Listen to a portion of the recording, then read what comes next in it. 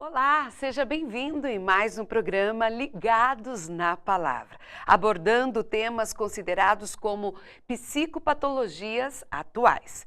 Como falamos no programa anterior, hoje vamos abordar um tema complexo e desconcertante: transtorno de personalidade. Você já ouviu falar sobre esse tema, sobre esse assunto? Então, acompanhe, fique aí ligadinho e acompanhe com a gente que já já vamos tratar sobre esse assunto.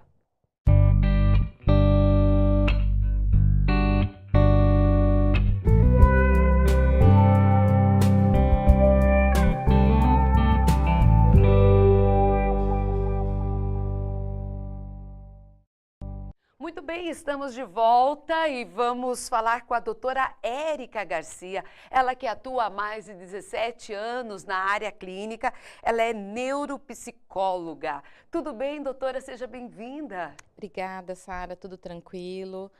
Obrigada pelo convite, é um prazer muito grande estar aqui.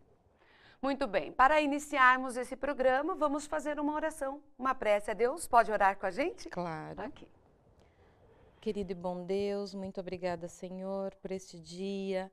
Muito obrigada porque o Senhor tem nos informado, tem nos ajudado. E mesmo com todas essas dificuldades que nós enfrentamos, nós sentimos a sua presença. Amém. Que o Senhor conduza esse programa, que possamos informar da maneira mais correta possível. É o que pedimos e te agradecemos em nome de Jesus. Amém. Amém.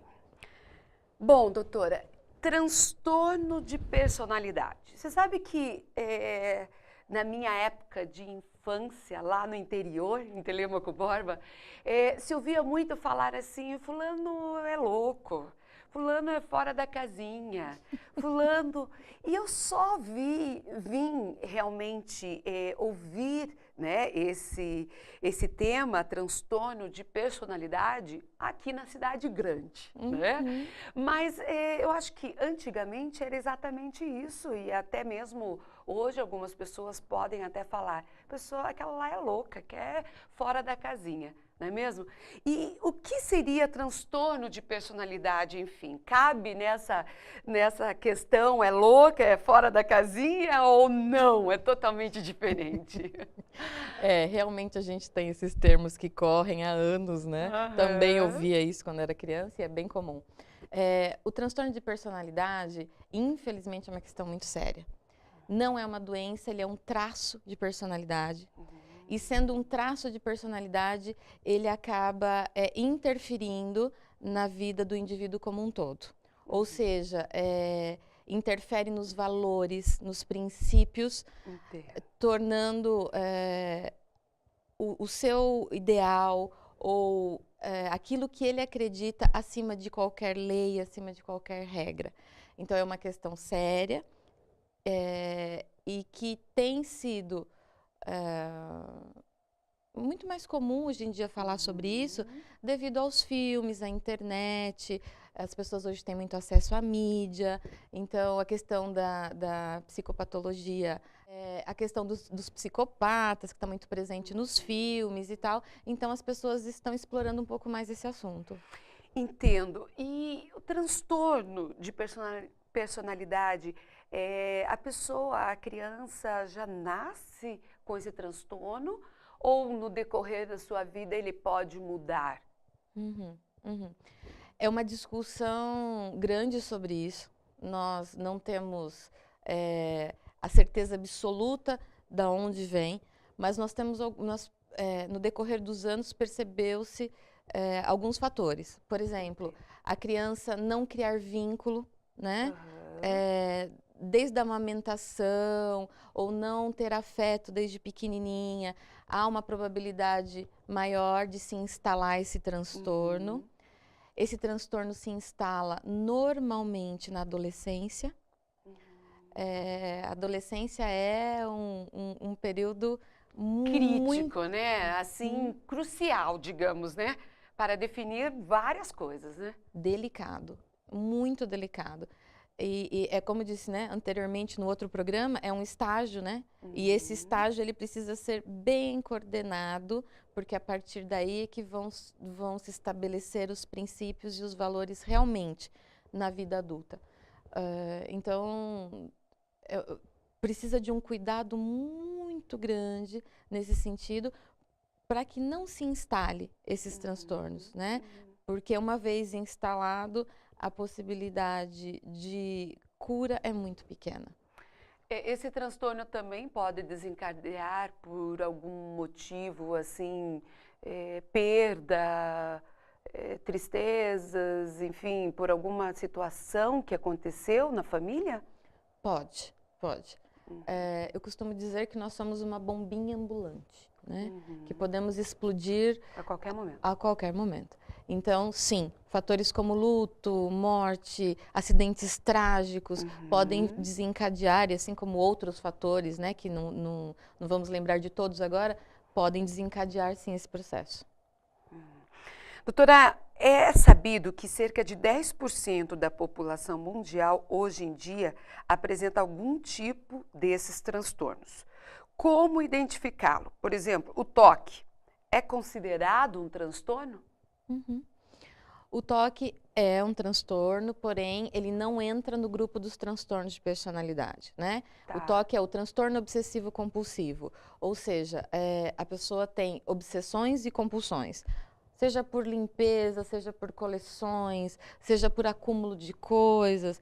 Então, a busca do perfeccionismo, né? Então, o toque, ele tem uma outra característica. O transtorno de personalidade, que, como eu disse anteriormente, não é uma doença, ele é um traço na personalidade, ele é bem diferente, né? Ocasiona comportamentos bem mais delicados, interferindo muito na sociedade e no ambiente familiar. Você sabe que a gente acaba percebendo, assim, no dia a dia, pessoas totalmente desreguladas, digamos assim, né? Pessoa que é difícil de conviver, que hoje está bem, amanhã não está, é um transtorno, seria ou não? Eu não vou arriscar que todas as pessoas teriam esse transtorno, né? Às vezes acaba sendo até um hábito, mas sim, o fato dessa oscilação, o fato do indivíduo ter uma oscilação de humor já apresenta algo diferente. Ela está apresentando algo diferente. Então, precisa sim buscar um profissional para entender o que acontece, para ver se não é hormonal, se não é nenhuma questão fisiológica, né? E aí, a partir daí, iniciar um tratamento. Entendo, porque assim, você ficar triste um dia, o outro, por algum motivo, ok, né, faz parte da vida, você não está 100% a vida toda ali feliz. Mas, se permanecer essa tristeza, essa oscilação, é importante, como você falou, estar atento e procurar, né, aí o médico. Filmes, jogos, isso influencia bastante um psicopata, uma pessoa com transtorno, né? Como eu disse anteriormente, importante isso que você está falando, nós temos algumas características que são genéticas, né? Algumas oscilações de humor que vêm devido ao nosso histórico de vida, fisiológico, enfim. E alguns jogos, filmes, hábitos, né, podem sim ser gatilhos. Né? Então, a gente chama de gatilho. Disparar, né, uma situação que estava ali quietinha, que o indivíduo podia ter ficado a vida toda sem ter acesso a isso, ter vivido uma vida bem tranquila, e esses jogos, e, enfim, a internet, os vícios de mídia, né, como o filme, tem gente também que é cinéfilo, não fica sem assistir filme, podem desencadear sim. Porque eu lembro daquele rapaz, não vou me lembrar o nome, mas americano que entrou na escola, matou lá quantas pessoas, até mesmo aqui no Brasil, né? Alguns anos atrás, 5, 6 anos atrás, tivemos aí também um psicopata que entrou na escola e matou ali, fez vários adolescentes vítima, né? Era um psicopata. né? Que acompanhava filmes, lia livros de como matar, né, jogos e tudo mais, né? Então é muito importante cuidarmos com os jogos que os nossos filhos estão jogando. É isso? É fundamental. É fundamental acompanhar e ver com quem está conversando na internet, o que está fazendo, quais são os planos, registros que existem no computador, né? Então, existem programas hoje que as pessoas conseguem saber o que está acontecendo. Ah, mas aí eu não vou confiar no meu filho. Veja, a questão hoje em dia não é de confiança. A questão é que a internet, ela abre para um campo que não existe controle. Que antes nós não tínhamos isso, né? As pessoas tinham informação, mas havia um certo limite. Hoje não, hoje aparentemente isso é ilimitado. E aí o que fazer com isso? Então precisa controlar, precisa ver, né? Histórias como essa que você falou, elas estão incluídas no transtorno de personalidade antissocial. E sim, é um problema que vem crescendo, já existem relatos aqui no Brasil, nos Estados Unidos frequente, na Europa também já tivemos vários casos, na Alemanha e na Inglaterra. Então, não é uma coisa mais, não é uma situação aleatória, e sim uma situação que tem sido frequente. E assim, como podemos identificar num jovem, num adolescente, essas características, esses transtornos? Ai, que importante isso. A primeira característica é a falta de empatia. Né? A falta, ele não consegue se colocar no lugar do outro.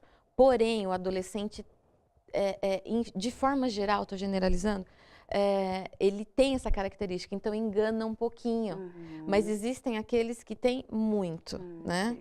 Qualquer situação que aconteça com ele, seja disposição, apelido, ele evidencia sim de uma forma, fica imenso, né? Coloca ele como fica muito com raiva, grande, né? E procurando se vingar de alguma forma. Todo mundo já ouviu brincadeiras inadequadas na escola, já tivemos apelidos e tal. Claro que existem casos extremos de perseguição, que é o bullying, mas esses adolescentes em geral transformam isso numa situação muito maior. São muito ligados à fantasia, fantasiam demais, ficam constantemente dentro do mundo online, né? Porque ali não é presencial, eles não sentem a menor necessidade de ter contato com pessoas, né? Pouco sentimento, né? Quase nenhum, né? Os sentimentos, na realidade, afetividade, né? Quase não há afetividade e em muitos não há afetividade. Então, são características assim fundamentais, além do narcisista. As redes sociais têm auxiliado muito nesse processo, onde os narcisistas, o número de narcisistas está aumentando. Né? Então, quando a gente percebe assim, a gente está falando da selfie, né? O que é selfie? Eu e eu. A gente brinca, bate foto e não tem problema nenhum, desde que isso não esteja inserido na sua personalidade. Eu tenho que vir em primeiro lugar em tudo. Aí nós temos um problema. Interessante, né? Temas aí super importante para você que está em casa nos acompanhando. Você sabe, doutora, eu conheço, né, um adolescente, na verdade hoje já é adulto, mas que ficava 24 horas no computador. Diz que ele tinha raiva quando precisava sair para ir ao banheiro, até mesmo para ir ao banheiro. E ficava jogando aqueles jogos online, assim, super violentos. E ele realmente relatou que muitas vezes deu vontade até mesmo de pegar uma bomba e ir ao shopping e soltar. Isto é, ele traz a vida do mundo irreal, né, e quer trazer para o real. Quer fazer algo igual, né? E sem dó, sem medo, acha que o que está fazendo é normal. Isso é um transtorno de personalidade, né? Sim, justamente o transtorno de personalidade antissocial, que acompanha outros transtornos, como, por exemplo, de dependência e o narcisista, né? Então, ele não enxerga que existem outras pessoas e nem que essas pessoas têm uma vida e que são importantes. No mundo só tem ele. Entendo. Quando ele faz uma coisa em público, significa que ele precisa ser um marco na história. Entra no narcisista e na dependência. O que é o transtorno de personalidade de dependência? Ele é o centro do mundo. Então, as pessoas precisam admirá-lo. Ao mesmo tempo que algumas pessoas vão se chocar, né? Aquelas pessoas que têm afetividade ou que perderam entes queridos no meio dessa situação, outras pessoas vão adorá-lo. Assim como existem os psicopatas que estão na prisão e recebem visitas ou cartas de 50, 60, 70, eu acredito que mais, eu estou chutando um número baixo, mas deve ser muito mais, de mulheres, chegam a se casar. Esses homens, eles têm cultos, eles recebem, homens ou mulheres, recebem este culto de adoração. E isso alimenta ainda mais a patologia, que dá um acesso maior a essa perversidade. Ela vai dando espaço, eles vão concluindo que isso é normal. Então, quando você relatou aí, quando um preso, né, está aí e recebe tudo isso só vem reafirmar, né, tudo que ele fez e se vangloriar daquilo que ele fez. Isso significa que se não for tratado, quando ele sair, ele vai voltar. Vai voltar. A fazer tudo que ele fazia. Voltar. E a psicopatia, o tratamento dela é severo, ela também é uma doença crônica, ou seja, não tem cura. E em alguns casos, realmente não há o que fazer, principalmente se existe essa autoadoração, essa necessidade. Às vezes a gente brinca, né? Os marqueteiros, por exemplo, as pessoas que trabalham em marketing, tem público para tudo, é verdade. Até para psicopata. Nossa. Eles têm um público específico que chegam... É difícil acreditar nisso, né? Que tem pessoas que ficam procurando... digamos assim, como um troféu, né? Uma pessoa para eles seguirem. Eles chegam a exigir cultos a eles mesmos, né? Você já pensou? Então, na história nós temos vários que foram famosos e tem muitos que fazem isso em grupos pequenos e a gente nem fica sabendo. Então, muitas vezes fazem para chamar a atenção mesmo. Tudo é para si. A atenção dos pais, a atenção da sociedade para ele. Até em nome de Deus. Você já pensou? Até em nome de Deus as pessoas se cultuam. Doutora, e o tratamento? Como que se desenvolve? A família tem que estar junto? Remédios? Como que pode ser feito isso? A pessoa que tem esses traços de personalidade, né, ou um traço na personalidade, elas têm uma dificuldade muito grande de identificar, devido ao narcisismo. Elas ficam míopes emocionalmente, né? Num grau elevadíssimo, não conseguem perceber que o que fazem é incoerente, machuca, faz mal. Então, eles acham que judiar, por exemplo, de um bicho ou de uma criança é normal. Eles não percebem que isso é maldoso. Por quê? Porque isso dá prazer.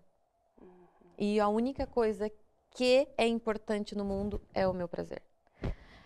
Quando a gente fala de tratamento, significa que essa pessoa precisa sim ir para um psiquiatra, precisa sim ir para psicoterapia, porque ele precisa de alguém que exteriormente diga a ele que esses padrões de comportamento estão inadequados. E aí, a partir daí, começa o grande desafio. Se ele vai aderir ao tratamento ou não vai aderir ao tratamento e vai continuar vivenciando aquilo que naquele momento dá prazer para ele. E isso pode levar uma vida fazendo, acompanhando pro resto da vida. Uma vida. Muitos não conseguem fazer esse caminho de volta, porque este caminho de volta é muito sofrido. É muito sofrido. Neste percurso, ele precisa identificar os erros, reconhecer e mudar. Então, para isso, ele vai ter que diminuir o orgulho, que para o narcisista é muito difícil. Ele vai ter que, em inglês a gente fala, né, é o self, né? Ele tem que diminuir esse self para que ele possa reconhecer e lidar com isso. E nesse processo ele tem que ver o que ele fez. E aí é um processo doloroso. E então, reconhecer, né? Muitos não voltam, muitos não voltam, mas existem aqueles que voltam. E também o tratamento é com remédios, né? Sim, medicações também, medicações para os impulsos, porque alguns são muito calculistas, né? Outros são impulsivos e desorganizados. Para cada um existe uma medicação específica, né? Então, importantíssimo, seja um tratamento, normalmente o tratamento é feito com psiquiatra, mas às vezes psiquiatra e neuro também ajudam. Muito bem, assunto interessante e assim, vem aumentando cada vez mais nas famílias pessoas aí com transtorno, né? É um quadro perigoso e que a gente também tem que ficar atento, assim como qualquer vício, né? Eu acho que o adolescente se prende demais, fica demais no quarto, não tem essa comunicação, essa interação com o mundo lá fora, é algo de se preocupar. Né? Eu, como já trabalhei com adolescentes, conversava bastante com os pais sobre isso e a gente percebia em muitos adolescentes essa situação. E eu fazia junto assim com outras coordenadoras, os pais verem que o filho estava entrando no mundo muitas vezes sem volta. E encaminhava, né, para um especialista, uma psicóloga, um psiquiatra para começar o tratamento. Muito bem, doutora, tem mais alguma consideração que não foi colocado durante o nosso programa? Estamos chegando ao final, aí, infelizmente, chegando ao final de mais um programa. Isso é um assunto muito interessante, né, Sara? Ele está na mídia, as pessoas estão falando muito, admiram, mas é uma questão séria e grave.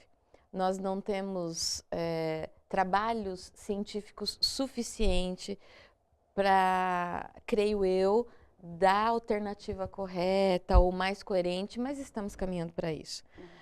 O que eu diria, eu faria um apelo às famílias, aos pais. Nós vivemos nos últimos 40, 50 anos a geração dos filhos órfãos. O que seria isso? Os pais estão se tornando irmãos. Eles são parceiros, colegas, amigos. Deixa o adolescente ou a criança fazer o que quer, ir onde quer, experimentar o que quer. Não tem limite, não tem afeto. Veja, o limite também é afeto. O autoritarismo não, mas o limite sim. E quanto mais a geração dos filhos órfãos aumentar, maior o número de transtornos de personalidade nós vamos ter. Maior o número de dependência química, como nós falamos no outro programa, e assim por diante. Então vamos olhar com carinho para isso, né? Digo e repito, limite é afeto. Muitas vezes os pais trabalham o dia todo e precisa, né? E para compensar essa falta que ele está em casa, acaba sendo, liberando até demais, né? E essa liberação ou não atenção, né, para os filhos, acaba ocasionando vários problemas, né? Muito bem, o assunto é interessante, o nosso objetivo aqui é informar, alertar vocês a respeito dos transtornos de personalidade. Se você tem aí dúvidas, você pode procurar até mesmo a doutora Érica e outros psicólogos na clínica, como é o nome mesmo? Símbolos. Símbolos, ok, falamos no início, então o nome da clínica, você pode procurar aí na internet e você pode estar conversando aí mais com a doutora Érica, né? Doutora, muito obrigada. Eu que agradeço. Parabéns pela explanação do assunto, que Deus abençoe e dirija aí sempre. E obrigada a você que está nos acompanhando. Vamos encerrar com uma oração novamente, ok? Querido bom Pai que habita nos altos céus, te damos graças por esses momentos e, Senhor, venha estar com cada um, com cada pai que está nos assistindo nesse momento. Esteja conosco com esse programa, em nome de Jesus. Amém. Amém. Um grande abraço. Se você gostou desse programa, aí assista aos nossos outros programas. Se inscreva aí no YouTube, que você vai estar recebendo a cada semana um programa novo com temas diferentes. Um grande abraço, fique com Deus e até a próxima. Tchau, tchau.